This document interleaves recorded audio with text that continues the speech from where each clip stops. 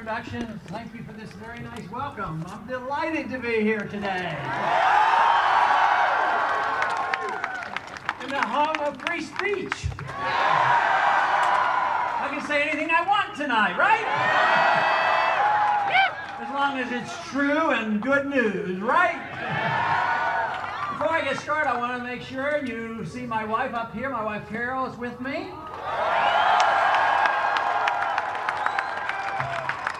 And we have one of our 18 grandchildren with us, Linda, who's a college student.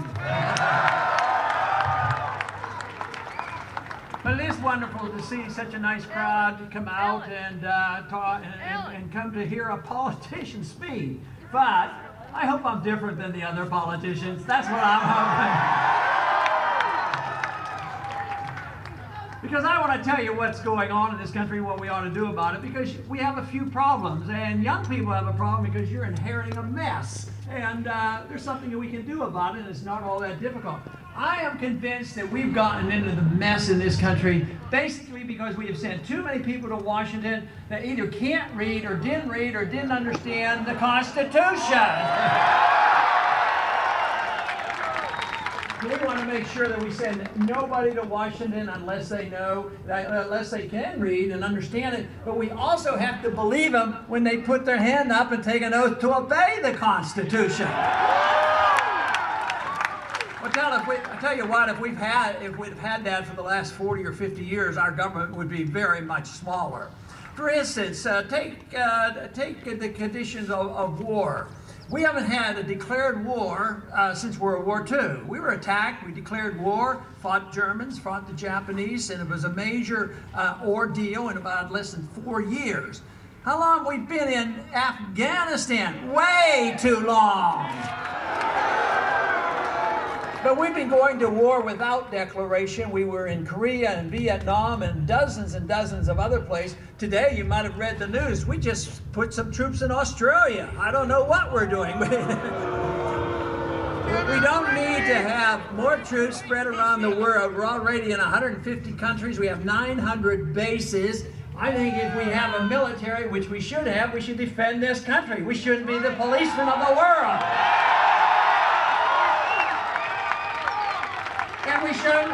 And we shouldn't be involved in nation buildings. Other nations might not want to live like we do, and they have a right and a privilege and a moral authority to do what they want, even when they make mistakes, because we do not have the facilities, the moral authority, nor the constitutional authority to go around the world and tell other people what they must do and how to run their country.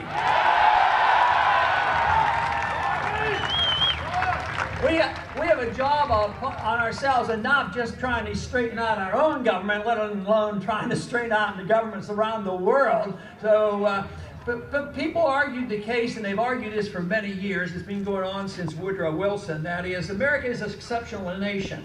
And we have been. We have been a great nation, the freest nation ever, and the most prosperous, which we no longer are. But they said that we have exceptional values, and they're so exceptional and so wonderful that we have this obligation to spread our message around the world by force. That makes no sense. If we are an exceptional nation, and if we have those exceptional values, you cancel them all out when you decide on the principle of preemptive war. We have been following the position of preemptive war in the past 10 years. If we were more honest with ourselves, we'd call it aggression, and we don't believe in preemptive war, and we only fight defensive wars.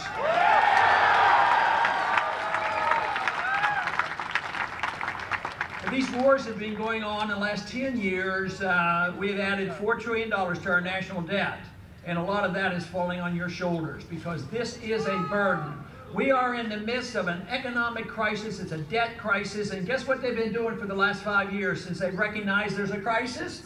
They made the misdiagnosis. They didn't know it was a debt crisis. They thought they needed more spending, and they're running up the debt even faster, and they think that's going to solve the problem. It will not. We need to shrink the size of government. We need to give the money and the authority and the power back to the people and let them spend their own money.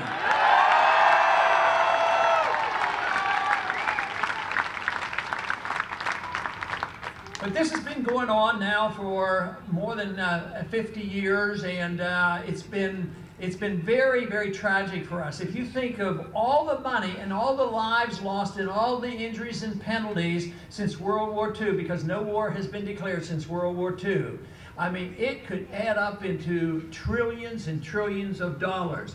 Just think how much richer this country would be if we just take this simple position that only fight defensive war and don't go to war unless the people see to it that it's declared and the Congress declares the war, not allow the presidents to go to war on their own.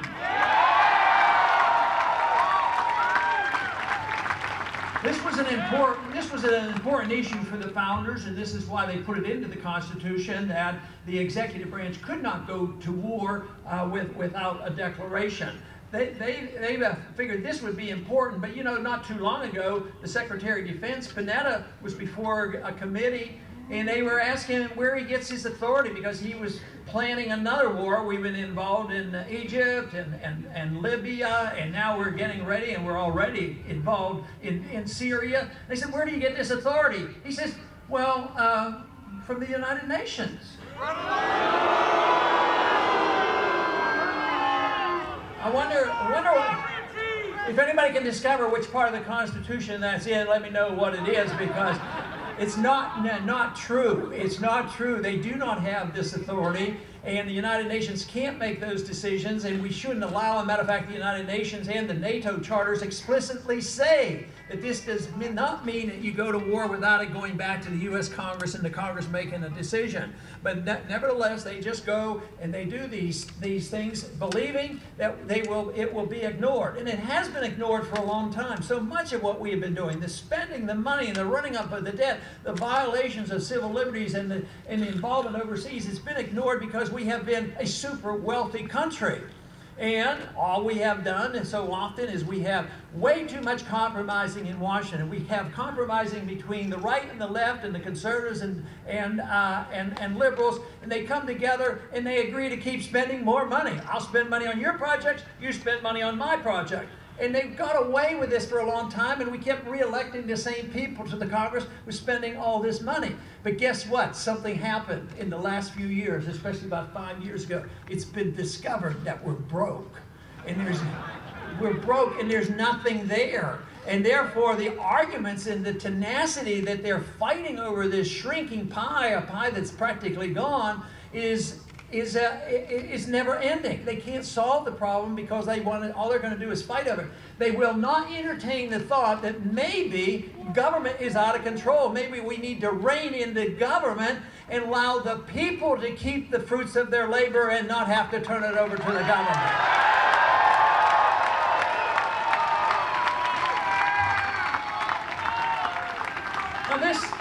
It's never been hard for me to come to that conclusion because I believe rights don't come from our government. Our rights come from us, either from a creator or in a natural way. So if we have our lives as a gift to us, and we have our liberties as a gift, why wouldn't it be natural to think that if it's our life and our own liberty, why shouldn't we be able to keep the fruits of our labor? Which means that if we weren't fighting all these wars and we didn't have the runaway entitlement system, guess what? We wouldn't have an income tax. We'd go back to the old days and repeal the 16th Amendment. And we didn't have it. And obviously, the founders did not give us the income tax. The income tax came in 1913. Of course, along with another little system that they invented in 1913. And I know you have never heard of what I'm talking about. But they came up with this Federal Reserve System. What in thunder is that all about?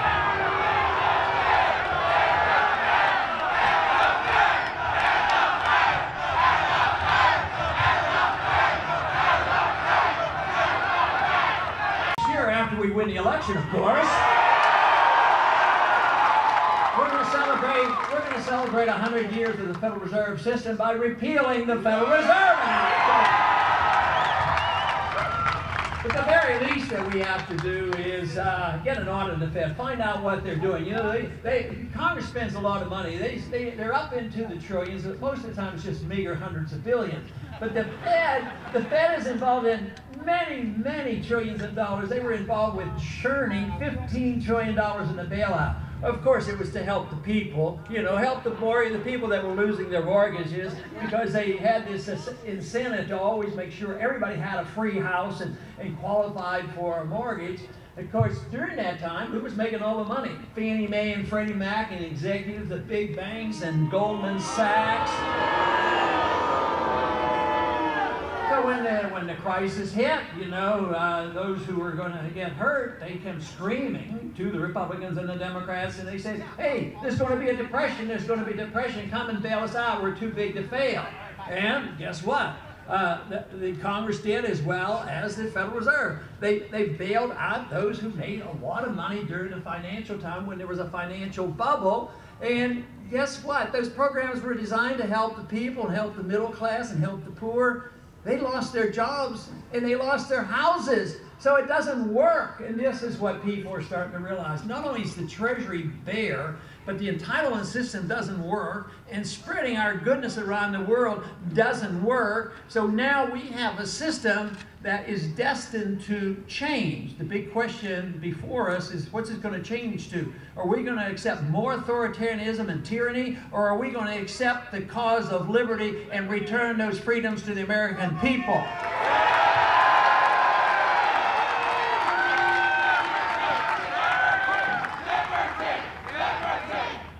And it is the cause of liberty that we must address, and understanding where our liberty comes from is so important. The wonderful thing about liberty and the understanding of freedom is it will bring us together. The interventionist system, the big government, the bureaucratic system, the redistribution of wealth by the special interests, that divides us, especially when we run out of money. But if you think about what freedom is all about, it isn't judgmental. It doesn't come along and say, well, we want our freedoms because we want to impose on people certain things. We want our freedoms to allow people to have their own life and their own lifestyles and their own private practices. That's their business. So everybody's going to have different desires on what they want from their personal freedom. So we don't have to decide how we're going to use it, as long as nobody is forced to are forced to accept other people's ideas. So therefore, we should come together because we endorse the concept of freedom and allow people to do what they want as long as they don't hurt people, and allow people to pursue their endeavors. But these rules should apply to economic liberty as well. Some people will defend this, social liberty and civil libertarianism, but at the same time they think, well, but we can't allow that to happen in the free market, because in the free market somebody might get rich. Well, in the free market, if you get rich because you provided a great service for somebody, and we as consumers bought the product and we weren't cheated, and the more we buy, the richer they get, that's not a problem. But what if they're rich because they get money from contracts from the government, and what if they get bailouts from the government? That's a different type of richness. So the freedom issue brings people together. Not only does it allow people to spend their money and run their lives as they so choose, it also means that you can't be coercive. You can't be coercive with your neighbors and your friends, and we shouldn't be coercive with our neighbors and friends around the world. It is the coercion, the force, the intimidation that say that we know what is best for everybody. But today, this is the way we operate. It's around the world. Domestically, we are telling people what to do with their lives, what to do with their money, and we're telling everybody around the world what they ought to be doing. And this has not worked out well for it. It has contributed to our bankruptcy and contributed to the problems that we face and all the conflicts we have. And it's going to get a lot worse unless we establish the basic principles of what this country is all about. And it is our freedoms to live our life as we so choose, and to spend our money as we so choose. People will argue with us and say, oh, that's not any good because you're not a humanitarian. You have to care about your fellow man. And if you don't endorse the welfare state and socialism and welfarism, you don't care about your fellow man. But just look at the failure. Socialism, communism, welfareism is on our doorstep failing right now, and the housing programs didn't work. So it isn't humanitarian. Maybe they have good instincts, maybe they have good ideas, and maybe they want to help people.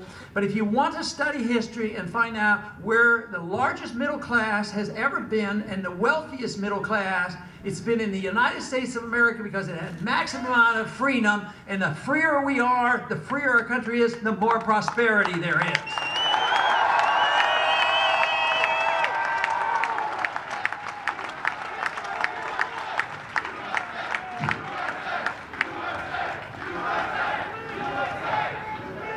But what we have come to now, though, is the middle class is shrinking, and the middle class is much poorer.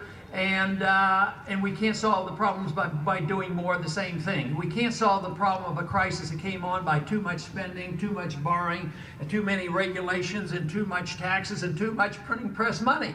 And that's what we've been doing for 5 years, and the debt is exploding. The deficit is, annual deficit is $1.3, $1.5 trillion. So we have the fiscal conservatives offer their budget. It's a wonderful solution to spending too much money. And when are they going to balance the budget? Well, maybe in 30 years we can balance the budget. That's not going to work. I suggest what we should do, after the next year's election, of course, is cut the budget by $1 trillion in 1 year. And we'll start by stopping the wars and bringing our troops home and have them spend their money here at home.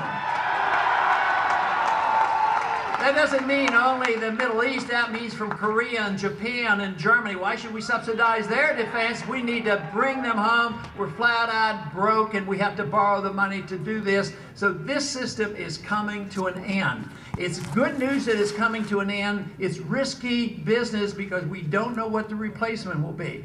But from my viewpoint of having traveled around the country, going to numerous campuses and talking to young people, let me tell you, I'm encouraged. I love what you people are thinking about.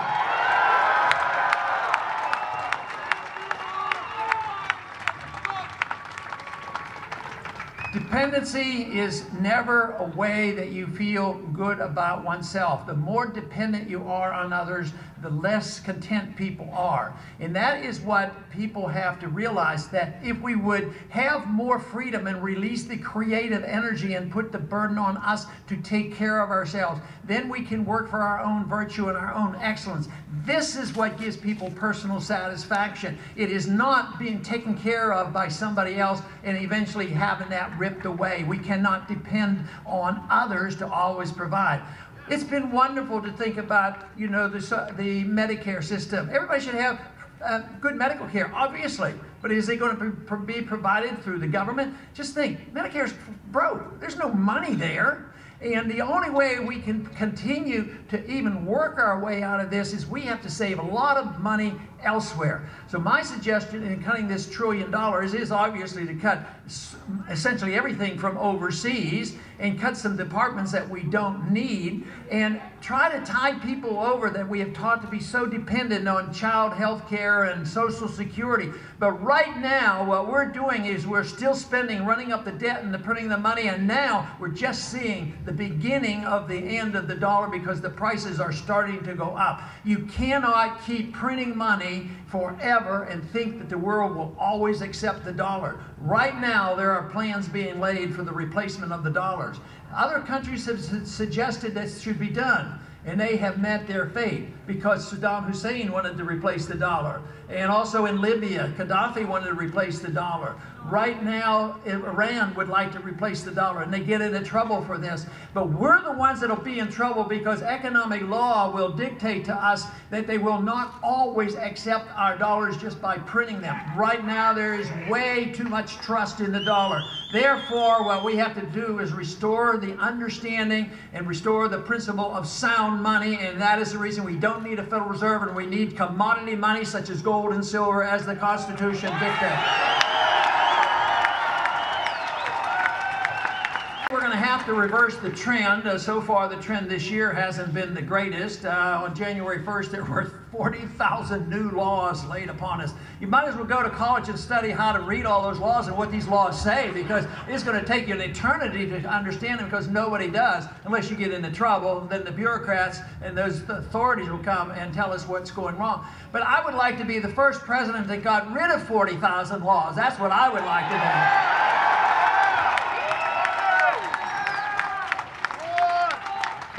I would like to see the day where the Federal Register actually shrinks rather than it totally expands all the time, because it's just too difficult to keep that up. But I'd also like to restore the principles of a free society where, and it might not be important to everybody, but maybe a few people would care. I'd like to see the day when you actually have the freedom to drink raw milk if you want to.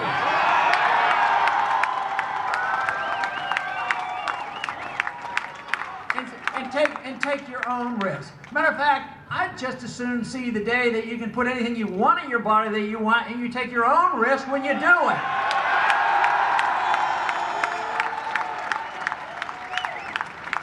You know, there's an interesting issue dealing with medical marijuana,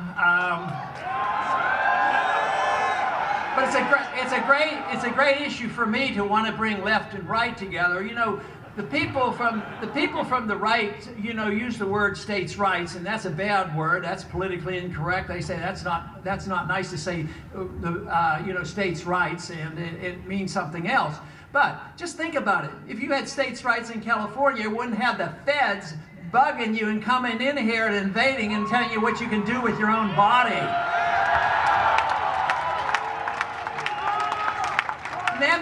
Then of course the danger of drugs are obvious to me as a parent and grandparent and as a doctor, but I'm also very much aware of the fact that prescription drugs are deadly too, and there's probably more addiction to prescription drugs than there are to illegal drugs.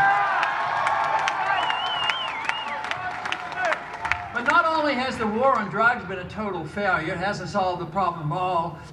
There is a drug problem, obviously. To deny that would be not a wise thing to do. But to say that the drug war has helped, the drug war has become much more dangerous to us. It's undermined our liberties. It's undermined the whole principles of the Fourth Amendment and privacy rights. So the drug war has been much more dangerous than the drugs themselves.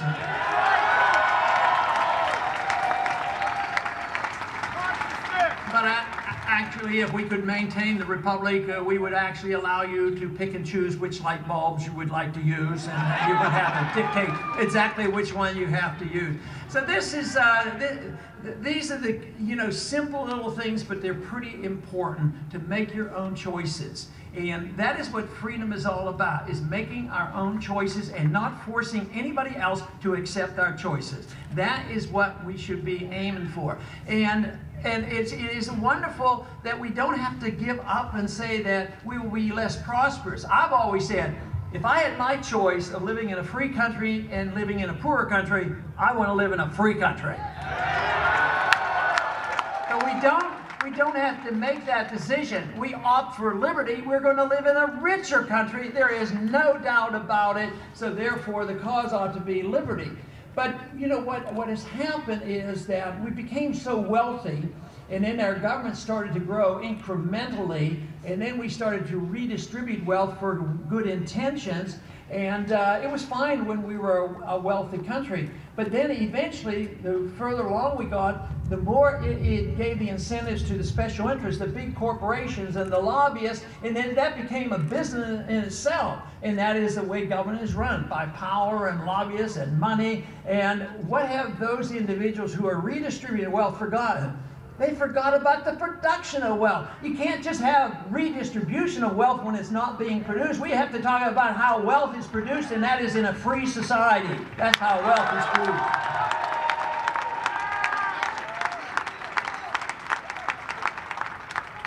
They say that the problem in Washington is not enough compromise. I say there's been way too much compromise. They compromise on the issue. Both parties compromise on the issue that you can't challenge the Federal Reserve. They compromise on the entitlement system. They compromise on the monetary system. They compromise and they go together and accept the same foreign policy. We elect one president, then we elect another president, and they say they're going to stop the wars and they're going to change. They never do. It's a one-party system, unfortunately. But the people get left out on this. This is why there are so many people now, more and more people are calling themselves independent. It's also a political problem for our campaign. It's very difficult, you know, to win a primary in the Republican Party when the Republican Party might be, the majority might want to have more war, and the people who don't want war are independents and Democrats. So what we need to do, though, are bring these people together, and under the present circumstances right now, if you want to promote that cause, you might seriously consider maybe getting involved in the Republican primary at least this year and see what we can do to change things in this country.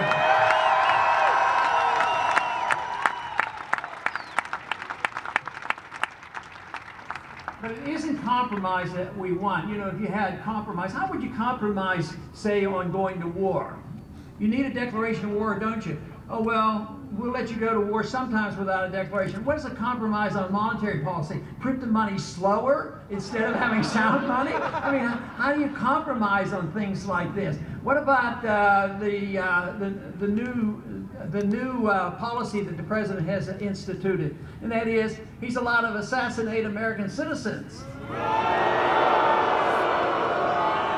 I say there's no compromise on that. He's not allowed to assassinate anybody, and he shouldn't be allowed to do it. And he shouldn't be allowed to use the military to arrest suspects in this country and put them in prison without a trial. We need to look at the National Defense Authorization Act and remove that authority from the president. The Congress gave him that authority, and he doesn't need it, doesn't deserve it.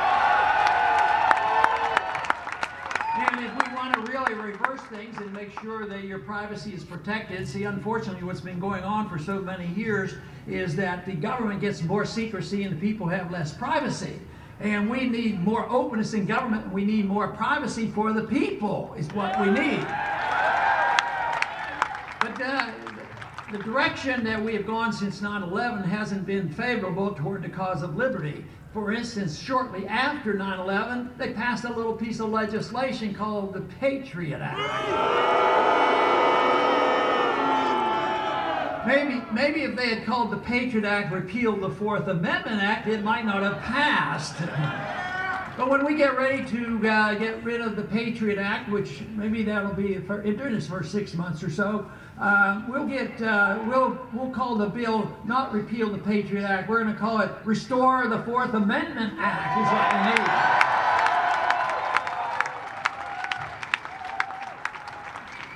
But what we need is coalition building, because right now we've inherited a system where freedom has been chopped into pieces. Some people defend civil liberties and some people defend economic liberty.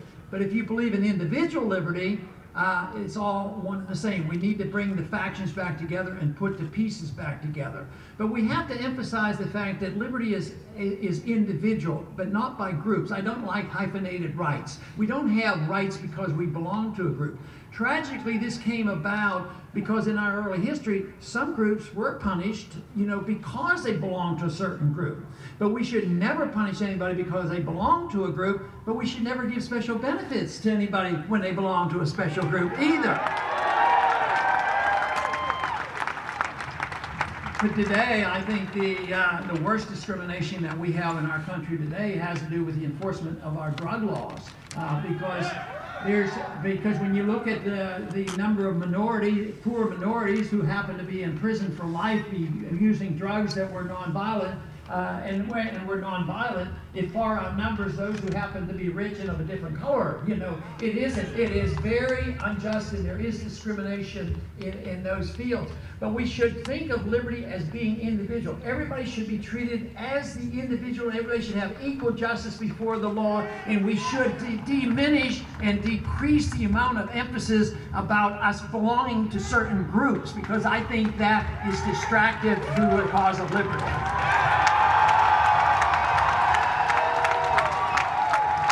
I think when you know that we're arriving at that stage on election night, you will not hear the commentators come in, because I think they sort of feed into this. How did the blacks vote? How did the Hispanics vote? How did the white people vote? How did the Jewish people vote? How did the Catholics vote? How did the individuals vote? That's what we want to know.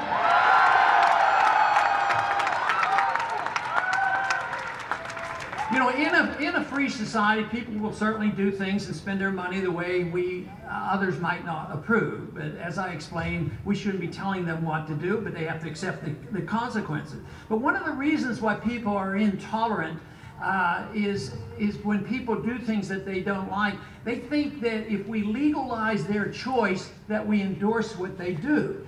And that isn't the case. If we legalize, which it is pretty good in this country, we legalize the choice in religion, or if somebody doesn't want to have any religion. But we are tolerant of that, and we accept that. But as soon as it comes with personal habits, we say, well, we legalize such and such activity, therefore we endorse it. But it isn't endorsement. It means, though, that as individuals in a free society, that we should become a lot more tolerant of other people and leave things alone, you know. You know, we all know that ideas have consequences, and bad ideas have bad consequences, good ideas have good consequences. And it's fortunate today that good ideas are starting to prevail once again. Once again, we're talking about sound economic policies and personal liberties and putting the pieces back together. And there's a growing sentiment in this country today about changing our foreign policy. Believe me.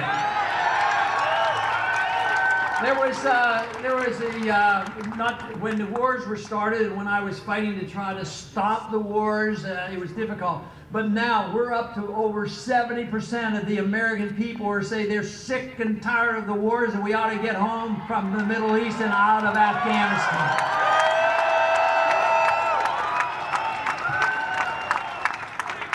So this to me is encouraging, and but we have to keep, you know, fight. And this battle, it's a revolutionary idea to once again get back on the path of what we were started with.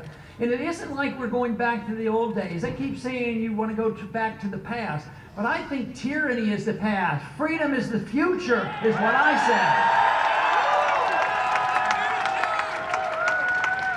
I would suggest that we take advice from the 1960s. Back in the 1960s, there was a lot of difficulty with the Vietnam War going on, a lot of drug problems and everything else that was going on. And they said in the 1960s, and it still hangs around a little bit, they said, if you're 20 years old and not a liberal, you don't have a heart.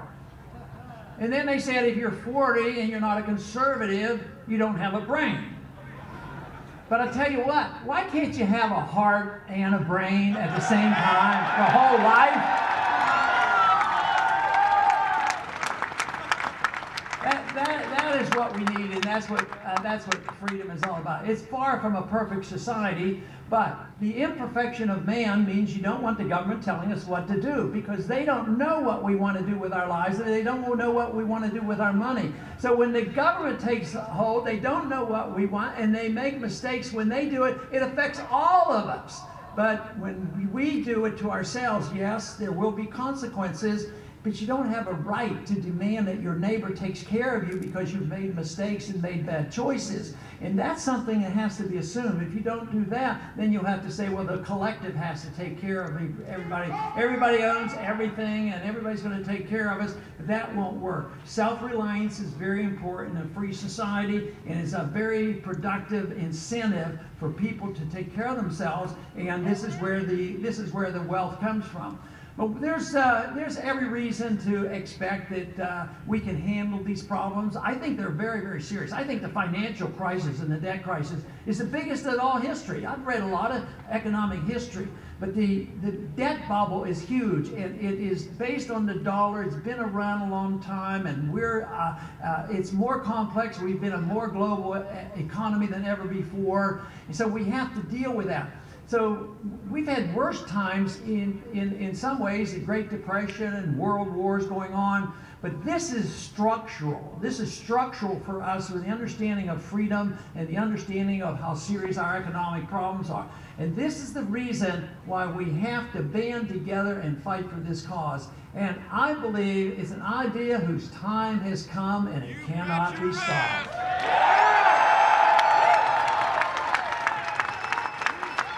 And, you know, a lot of people are worried about whether or not we have the majority vote in Congress yet.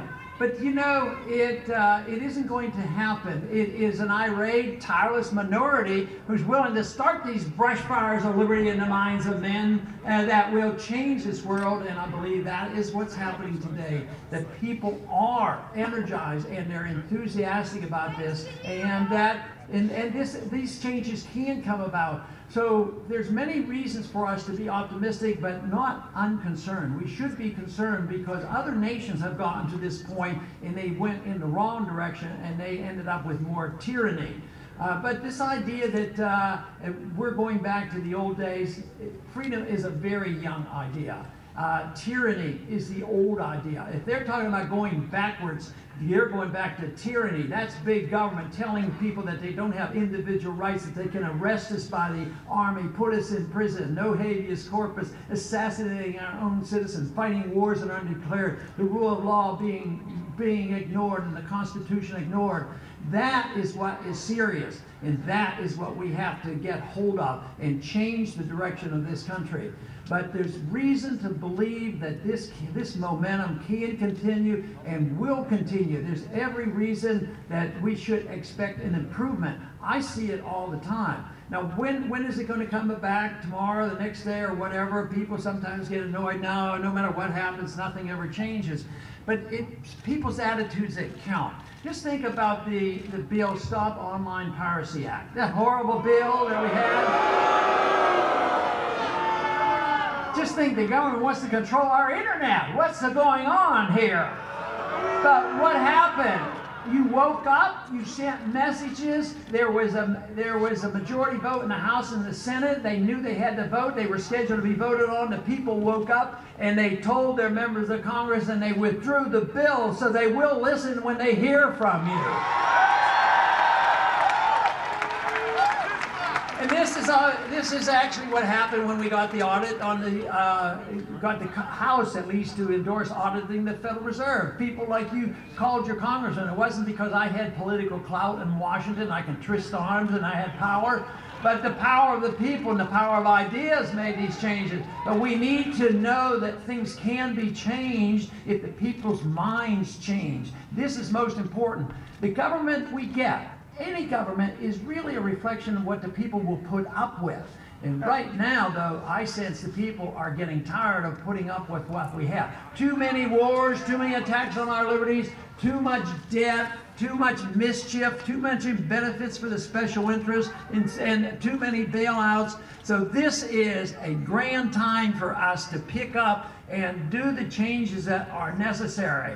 For this reason, I believe that very soon we're going to see that this momentum will pick up and that we will be able to, and we will see the restoration of freedom and prosperity and peace in this country once again. Thank you very much.